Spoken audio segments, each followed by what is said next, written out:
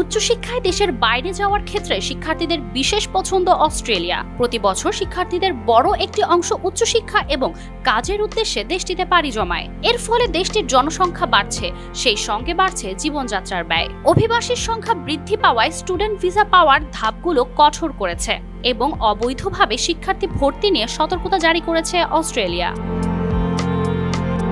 বুধবার দেশীয় সংবাদ মাধ্যম থেকে জানা যায়, অস্ট্রেলিয়ার ভিসা পাওয়ার সর্বনিম্ন সঞ্চয়ের পরিমাণ আরও বাড়িয়ে দেওয়ার ঘোষণা দিয়েছেন। আগামীকাল 10 মে শুক্রবার থেকে আন্তর্জাতিক শিক্ষার্থীদের অন্তত 29,710 অস্ট্রেলিয়ান ডলার বা 19,576 মার্কিন ডলার সঞ্চয়ের প্রমাণ দেখাতে হবে। 7 মাসে 2 বার আন্তর্জাতিক শিক্ষার্থীদের সঞ্চয়ের পরিমাণ বৃদ্ধি করল অস্ট্রেলিয়া। গত বছরের অক্টোবরে এই সঞ্চয়ের পরিমাণ 21,041 অস্ট্রেলিয়ান ডলার থেকে বাড়িয়ে 24,505 ডলার করা হয়েছিল।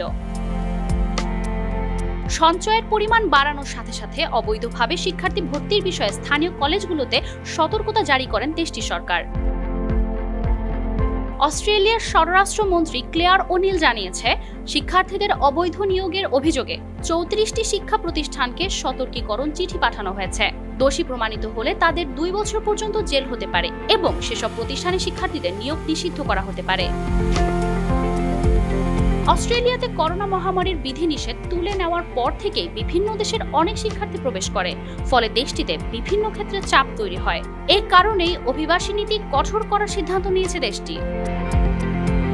গত বছর থেকে দেশটির অভিবাসী সংখ্যা 60% বৃদ্ধি পেয়ে 5.5 লাখের বেশিতে দাঁড়িয়েছে।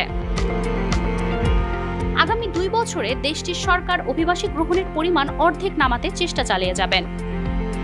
মানজু মাফরুজ নীলিমা, নিউজ নাও 24।